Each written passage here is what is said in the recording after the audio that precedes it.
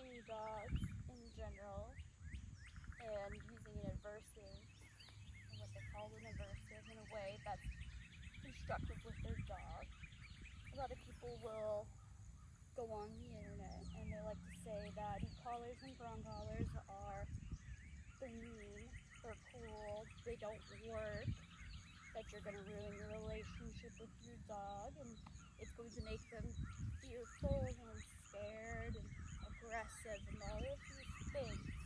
But the thing is that a lot of people who say these things have never even used one before. They have never touched an e-collar or tried to use it on any dog. And to me, that's kind of like taking advice from a doctor that has never had any clients. You know, you might want to trust someone that actually, has been in practice, has tried things with people to see what's worked rather than, this is what they heard works, so try this. That might not be what you want to do. Most people wouldn't do that. So to me, to take advice from anybody that says that this is terrible and they never even tried one or looked at one before just doesn't seem like good advice. So I just want to show how this works. First of all, people, the easy collars, most of them, obviously I don't know everybody, but most people would use this paired with some kind of positive reinforcement. The positive reinforcement is great if you want to teach a dog something. You want to encourage a behavior. But if you want them to understand that maybe what they're doing is not the right thing or what you're asking for, you can say no, but that doesn't always mean they're going to know what you're talking about. Like, usually you have to put some kind of, it can be a consequence of any kind. It could just be a sound. It can be a movement at them. It could be a poke. It could be a prong collar. It could be a tugging just with a leash. Or it could be an e-collar. I like the e-collar because I have 100 levels on this thing.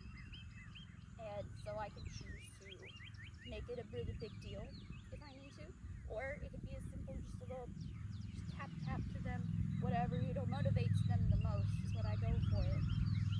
What motivates them at the lowest level the most. Because obviously you don't need to go overboard, just like you can use your voice too much, and overdo things that may not be necessary.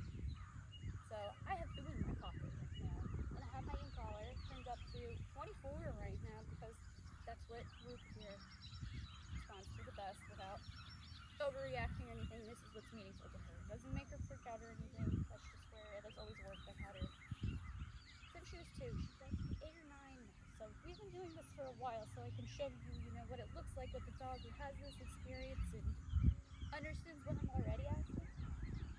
Look. Here. Sit.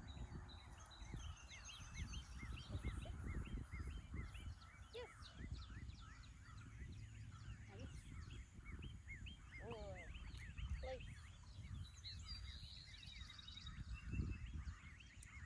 Place. Yes.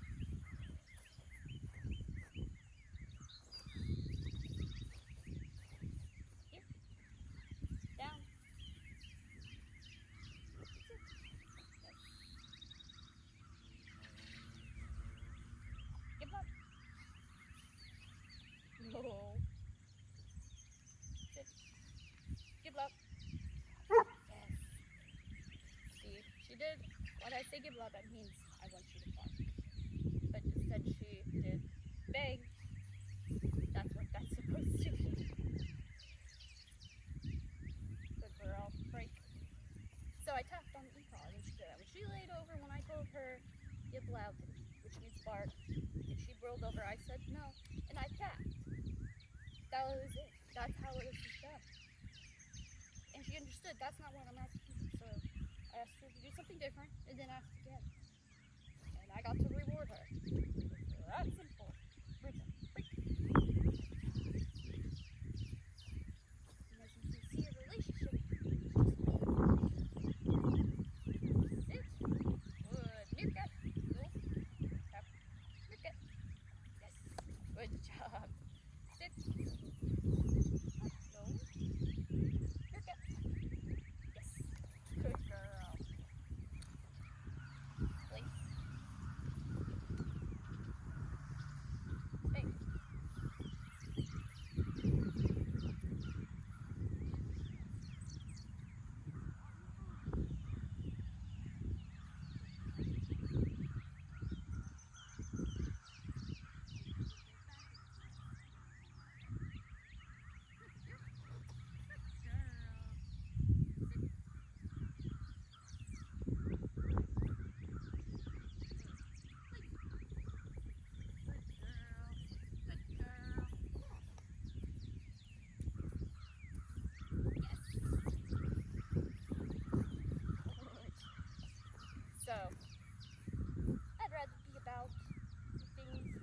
about.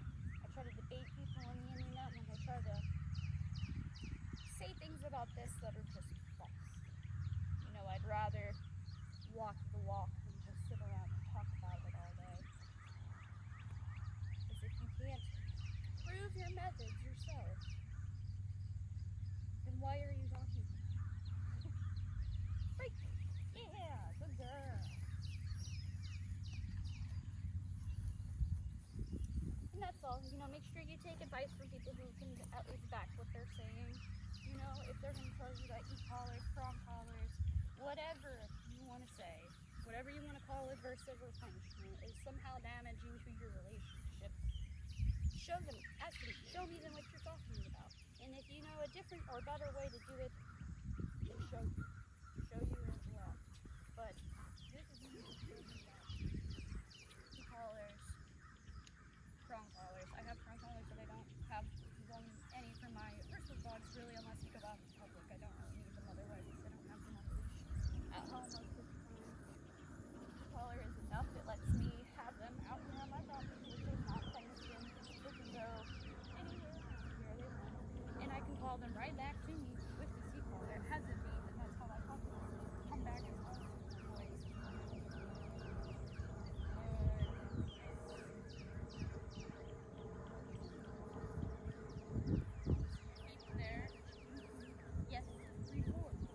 Positive reinforcement. And if she decided not to, I'm going to use this.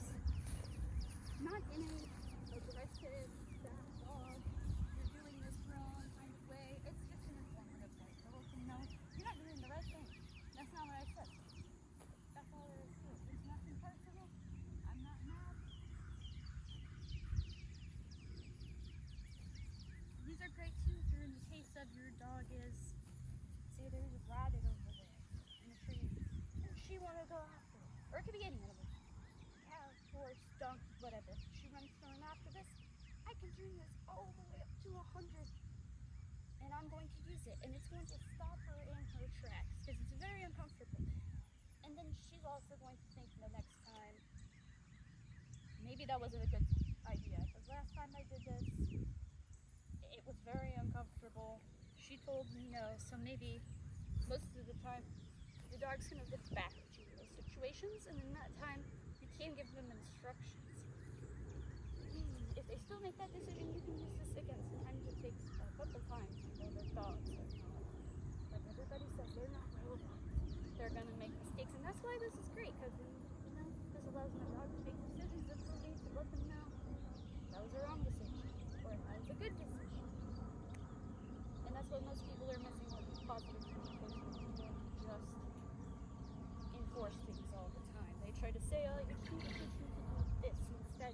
But that doesn't work in that kind of a way, because it's just like some things dogs find rewarding. Like chasing a squirrel is rewarding, and so is your food that you maybe are trying to distract them with. But, you know, if you think of it as like, just because you can walk doesn't mean just because you can ride a bike now doesn't mean you're going to forget how to walk. Like, that's not how behaviors like that work. You just taught another behavior. Just because, you learned how to speak a different language doesn't mean you're going to forget how to do math. Like, that doesn't make sense. You can't just teach an alternative behavior.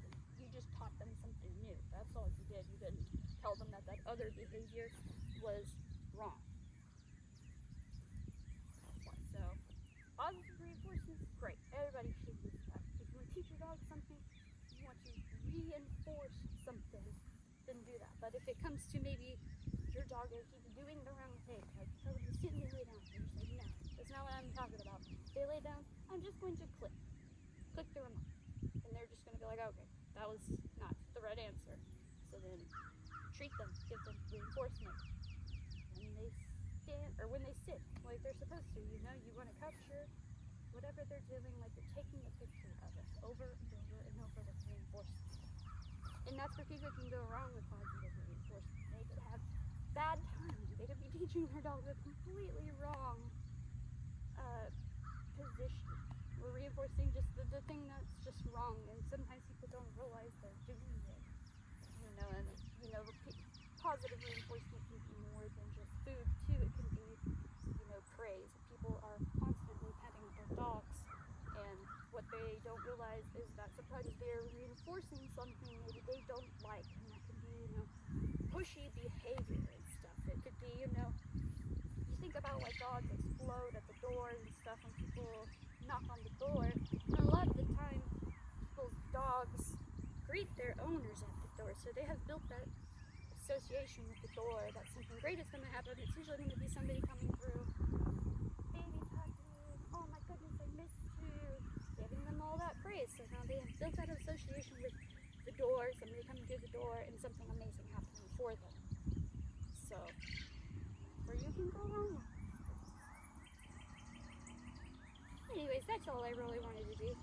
I really don't like when people want to sit online and talk about how, they'll bash forms of training that they've maybe never tried, or maybe they just didn't understand what they were doing, or, it's really a lot of it, I think, just people that never even tried. And for some reason, if you show them, it still does not convince them. Like, they could see this and they would still accuse me of being like I'm beating my dog.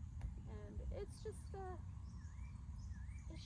of ridiculous sometimes, because some people just feel so strongly about it. I wish I cared as much about other things in this world, like cure the cancer or something, but it's gotta be, people telling their dog no, that is what the biggest problem is in their world for them. Anyways, I hope you took something from me.